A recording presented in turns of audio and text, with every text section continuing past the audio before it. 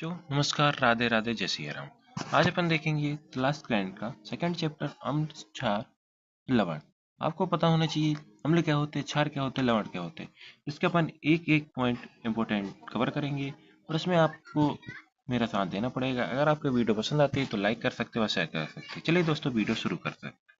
सबसे पहले अम्ल क्या होते हैं, आपने देखे होंगे। अम्ल क्या होते हैं, स्वाद में खट्टे होते हैं, उसे अम्ल कहते हैं। सिंपल।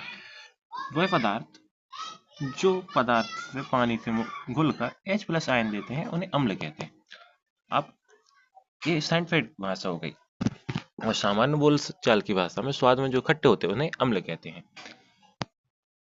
स्वाद में इनके गुण क्या हो जाएंगे, खट्टे होते हैं, नीले निजमस को लाल लाल कर देते हैं, धातुओं के साथ क्रिया करके हाइड्रोजन गैस बनाते हैं, क्षार के साथ क्रिया करके जल लवण प्लस जल बनाते हैं। उदाहरण के लिए HCl एक हाइड्रोक्लोरिक अम्ल है जो मोस्ट इम्पोर्टेंट आता है। आपको पूछ लेगी कि HCl का फॉर्मूला क्या होता है, उसको क्या कहते हैं, हाइड्रोक्लोरिक अम्ल कहेंगे। और सल्फ्यूरिक अम्ल क्या होता है, H2SO4 सल्फ्यूरिक अम्ल हो जाएगा।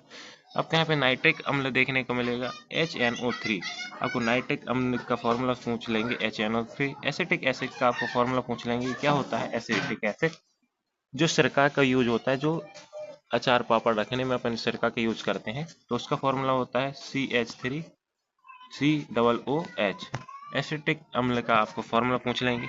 अब क्षार क्या होते हैं, सिंपल, जो स्वाद में कसैले होते हैं उनको क्षार कहते हैं। अगर आपको परिभाषा नहीं आती, इसमें OH- आयन आपको देखने को मिलेगा।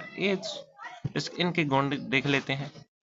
उदाहरण के लिए अपन साबुन देख लेते हैं, थोड़ा कसैला होता है, स्वाद में कड़वा होता है, छूने पर साबुन जैसा चिपचिपा होता है, लाल लिटमस को नीला कर देता है। लिटमस पेपर आप जानते ही होंगे। अम्ल के साथ क्रिया कर कर आप यहाँ पे देख रहे हैं तन्य बना देता है, लवण प्लस जल बनाता है। अम्ल के साथ क्रिया करके लवण बना देता है। आप यहाँ पे पूछ लेंगे कि सोडियम हाइड्रोक्लोरिक साइड का फॉर्मूला क्या होता है, NaOH। OH जहाँ लग जाएगा आपको हाइड्रोक्लोरिक अम्ल लग गया। आपको वहाँ पे जहाँ भी OH लग दिया तो वहाँ पे हाइड्रोक्लोरिक अम्ल देखने को मिलेगा। फिर उसके बाद CaOH ट्वाइस है तो हाइड्रोक्लोरिक अम्ल आपने देखने को मिला, कैल्शियम हो गया, मैग्नीशियम हाइड्रोक्लोरिक अम्ल हो गया। अब क्या होते हैं, लवण क्या होते हैं, जो जल प्लस क्षार आपस में क्रिया करके हैं उन्हें जल और लवण बनाते हैं, तो उन्हें क्या होते हैं, लवण बोलते हैं। समीकरण यहाँ पे अगर अम्ल प्लस क्षार है तो और लवण बना रहा है और जल बना रहा है, ये हो गया समीकरण। उदाहरण के लिए आप NaCl ले लेंगे, NOH ले लेंगे, तो आपके यहाँ पे NaCl अलग हो जाएगा और जल अलग हो जाएगा। जल मतलब H2O। हाइड्रोक्लोरिक अम्ल व सोडियम क्लोराइड, आपको यहाँ पे जल देखने को मिल जाएगा। इस सेकंड उदाहरण मैंने आपको बता दिया है। फिर आपको यहाँ पे सूचक क्या होते हैं, वे पदार्थ जो अम्ल और क्षार की पहचान कराते हैं हमको, उनको क्या कहते हैं, सूचक कहते हैं। जैसे लिक्विड पेपर हो गया, हल्दी हो गया, गुड़हल हो गया, लाल पत्ते वाली गोभी हो गई। कृत्रिम सूचक, आपको यहाँ पे कोई रासायनिक का प्रयोग करना पड़ेगा, उस हिसाब से आपको यहाँ पे कृत्रिम सूचक आपको देखने को मिलेगी। मिथाइल ऑक्जेलिक अम्ल होता है जो कि बहुत इंपॉर्टेंट होता है। लिटमस पर प्रभाव, आपके यहाँ पे लिटमस पे प्रभाव होगा, अगर नीला लिटमस है तो लाल हो जाएगा, और अम्ल के साथ प्रभाव है तो लाल है तो उसके में कोई परिवर्तन नहीं रहेगा क्षार के साथ। आप यहाँ पे देखते हैं हल्दी पर प्रभाव, अम्ल हल्दी पर कोई परिवर्तन नहीं डालती, पीला करता है। तो आपको यहाँ पे देखना पड़ेगा कि अम्ल क्या करता है, हल्दी पे कोई परिवर्तन नहीं करता, और क्षार को क्या कर देता है, भूरा कर देता है। पर प्रभाव, क्या अम्ल को रंगहीन कर देता है, क्षार को गुलाबी कर देता है। मिथाइल ऑक्सीजन पे प्रभाव, अम्ल पर लाल कर देता है, क्षार को पीला कर देता है। अब आ जाते हैं मोस्ट इंपोर्टेंट, अम्ल और धातु से क्रिया। कैसे होती अम्ल धातु से क्रिया, जब अम्ल किसी धातु के साथ क्रिया करता है तो हाइड्रोजन और लवण छोड़ता है, तो उसके साथ अम्ल धातु क्रिया हो जाती है। जैसे कि जिंक, आपके यहाँ पे एक धातु है 2NaCl, मतलब ये क्या है, अम्ल है। तो आपको जिंक क्लोराइड मिल गया और हाइड्रोजन गैस ऊपर जाती हुई दिखाई देती है, जहाँ हाइड्रोजन गैस निकल जाती है। और फिर आ जाता है कि अम्ल धातु और कार्बोनाइजेशन की क्रिया। धातु कार्बोनाइजेशन के साथ धातु प्लस कार्बोनाइट धातु मिलती है और लवण प्लस जल और प्लस कार्बन डाइऑक्साइड वाष्पित हो जाती है। आपके यहाँ पे क्रियाएं देखी गई। अब आते हैं उदासीनीकरण क्रिया। जब अम्ल और क्षार मिलते हैं तो वे एक दूसरे को प्रभाव को समाप्त कर देते हैं, तो उसको क्या कहते हैं? उदासीनीकरण क्रिया। जैसे कि 7 आपको यहाँ पे पीएच रहेगा, अम्ल और क्षार। आपको जहाँ भी अम्ल और क्षार आएगा तो वहाँ पे लवण और जल का उद्गम होगा। आपको NaCl, NaOH और NaOHCl प्लस H2O आपको यहाँ पे देखने को मिलता है। एक उदासीन अभिक्रिया क्या होती है? आपको यहाँ पे देखना होगा पीएच की स्केल क्या होता है। सोरेनसन ने दिया था पीएच स्केल किसी विलयन की विलेयता या अम्लता व क्षारीयता को बताता है। पीएच स्केल आपको 5 नंबर का क्वेश्चन पूछ सकता है, what is a pH scale. तो पीएच स्केल में आपको यहाँ पे देखना पड़ेगा अम्लता मतलब कि सॉलिडिटी और क्षारीयता बेसिटी के बारे में बताता है। इसमें आपको यहाँ पे पीएच स्केल की संख्या कहाँ से होती है, 0 से 14 तक आपको यहाँ पे लिखना पड़ेगा। पीएच का मान आपको यहाँ पे प्रकृति, आपको यहाँ पे अगर 7 से कम रहता है तो क्या होता है? अम्लीय होता है। 7 से ऊपर रहता है तो क्षारीय होता है और 7 रहता है तो उदासीन होता है। और आप यहाँ पे मोस्ट इंपोर्टेंट आ गया, अगर दुर्बल पीएच, दुर्बल अम्ल है, दुर्बल अम्ल और दुर्बल इसमें 2 प्रकार के होते हैं। दुर्बल मतलब जो ज्यादा अम्लीय होते हैं तो 0 से 3 पीएच रहेगा और दुर्बल अम्ल का हो जाएगा 4 से 7, उदासीनकरण हो जाएगा 7, दुर्बल क्षारीय क्या हो जाएगा 7 से 8, प्रबल क्षारीय क्या हो जाएगा 12। तो देखते हैं जैसे पेट के पाचन के लिए बहुत ही महत्वपूर्ण होता है। ज्यादा अम्ल खाने से अम्लता हो जाती है, एंजाइटियों के लिए होता है, दांत के रक्षण के लिए होता है।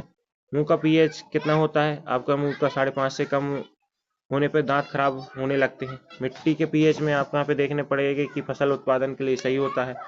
अगर मिट्टी में अम्लीय मिट्टी में चूना डाल देते हैं तो वो क्या हो जाती है? क्षारीय हो जाती है। मधुमक्खी के काटने के लिए अपन को अम्ल पदार्थ का उपयोग करते हैं, जिससे ऑक्साइड लगा देते हैं। पानी और जल के व्यवहार क्या होते हैं? अम्ल में पानी घुलकर H+ आयन देता है, क्षार पानी में घुलकर OH- आयन देता है। आप यहाँ पे देखने होगा OH- आयन देता है।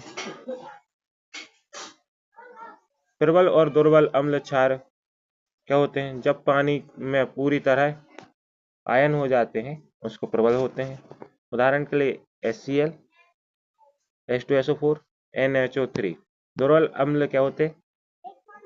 अधिकांश रूप से ये आयनिक हो जाते हैं। जैसे एसिटिक एसिड, आपको यहाँ पे एसिटिक एसिड का फॉर्मूला आपको यहाँ पे देखना पड़ेगा और ये याद करना पड़ेगा। प्रबल क्षारीय, दुर्बल क्षारीय, लवणता। अब आ जाते हैं मोस्ट इंपोर्टेंट अपन जो क्वेश्चन आते हैं इस पे कि क्वेश्चन किस किस टाइप के आते हैं। ब्लीचिंग पाउडर क्या होता है? ब्लीचिंग पाउडर का आपको यहाँ पे फॉर्मूला आपको यहाँ पे देखने पड़ेगा। आपको ब्लीचिंग पाउडर का फॉर्मूला CaCOCl2। आपको इसकी विधि भी आपको क्वेश्चन में पूछ सकते हैं 5 नंबर में। इसकी विधि क्या होती है आपके फॉर्मूला लिख देंगे और इसके उपयोग लिख देंगे। कपड़े साफ करने में ब्लीचिंग पाउडर का भी प्रयोग होता है, शुद्धिकरण के लिए, कीटनाशक के रूप के लिए। अब आ जाते हैं बेकिंग सोडा। बेकिंग सोडा का आप सोडियम हाइड्रोक्लोराइड के नाम से जानते हैं। NaSCO3 आपको यहाँ पे देखने को मिलेगा। इसके बनाने की विधि भी आपको 5 नंबर पूछी जा सकती है। वॉशिंग सोडा जिससे अपन कपड़े धोते हैं, उसका फॉर्मूला आपको इसके यूज करना पड़ेगा 2NaCO3 × 10H2O। मतलब 10 अणु जल के हो जाएंगे, 2 अणु सोडियम के, 3 अणु कार्बन डाइऑक्साइड के। ये जल की कठोरता को दुर्बल करता है। कांच उद्योग में, कपड़े बनाने में, ये सभी आपको यहाँ पे जिप्सम और प्लास्टर ऑफ पेरिस के बारे में आपको यहाँ पे पूछ लेंगे कि क्या होता है। तो इसका फॉर्मूला आपको देखने पड़ेगा। PP का फॉर्मूला क्या होता है? प्लास्टर ऑफ पेरिस, इसका फुल फॉर्म आता है CaSO4 और हाफ ट्वाइस H2O4। इसका आपको फॉर्मूला देखने को मिलेगा। या हड्डी टूटने के लिए, मूर्ति बनाने के लिए प्लास्टर कॉपर है इसका फॉर्मूला होता है। और आपके यहाँ पे कुछ इंपॉर्टेंट विधियाँ दी हैं जो आपको टेलीग्राम चैनल में इस PDF में मिल जाएंगी, HCl वाला कि किससे क्या बनेगा। जिंक सल्फेट से आपको यहाँ पे देखना पड़ेगा कि क्या बनता है, जिंक क्लोराइड से, HCl से। यहाँ पे मोस्ट इंपोर्टेंट विधियाँ दी हैं जो समीकरण में आपको पूछने को मिलता है। अम्ल क्या होते हैं, H+ आयन होते हैं। क्षारीय क्या होते हैं, ये आपको मैंने सभी बता दिया है, ये आपको रिवीजन करने के लिए। अब आ जाते हैं छोटे प्रश्न क्या क्या आपसे पूछ सकते हैं मोस्ट इंपोर्टेंट। अम्ल क्या होते हैं, क्षार क्या होते हैं, लवण क्या होता है, स्केल क्या होता है, वॉशिंग सोडा का सूत्र लिखिए। POP क्या होता है, ब्लीचिंग पाउडर क्या लिखिए। आपको मैंने 2 नंबर में सभी क्वेश्चन ऊपर बता दिए हैं। अब यहाँ पे देखते हैं कि उदासीनीकरण क्या होता है, अम्ल धातु से क्रिया करके क्या बनाता है, ये आपको देखना पड़ेगा। मैंने ऊपर बता दिया आपको। पीएच का दैनिक जीवन महत्व क्या होता है, सोडियम कार्बोनेट के उपयोग लिखिए। अब आ जाते हैं इसमें 5 नंबर के जो क्वेश्चन आते हैं, उदासीन अभिक्रिया, जब अम्ल और क्षार क्रिया करते तो क्या होते हैं। आपके यहाँ पे क्वेश्चन देख देंगे, आपको आंसर दे देंगे। तो एक दूसरे के प्रत्यक्ष उदासीनीकरण क्रिया निष्कर्षण, आपको अगर आपको ये देखिए अम्ल और क्षार में अंतर देखने को मिलेगा कि क्या होते हैं अम्ल और क्या होते हैं क्षार। अगर दोस्तों आपको ये वीडियो पसंद आती है तो लाइक कर सकते व शेयर कर सकते। ये सेकंड चैप्टर आपका समाप्त होता है 10th क्लास का अम्ल और क्षार। इसके अगर मोस्ट इंपोर्टेंट क्वेश्चन आपको चाहिए हो तो इस वीडियो को आप PDF को आप अपने टेलीग्राम चैनल में ज्वाइन कर सकते हैं, और हमारा व्हाट्सअप ग्रुप है तो उसको भी ज्वाइन करिए। अगर आपको वीडियो पसंद आती है तो लाइक करें व शेयर करें। Thanks for watching.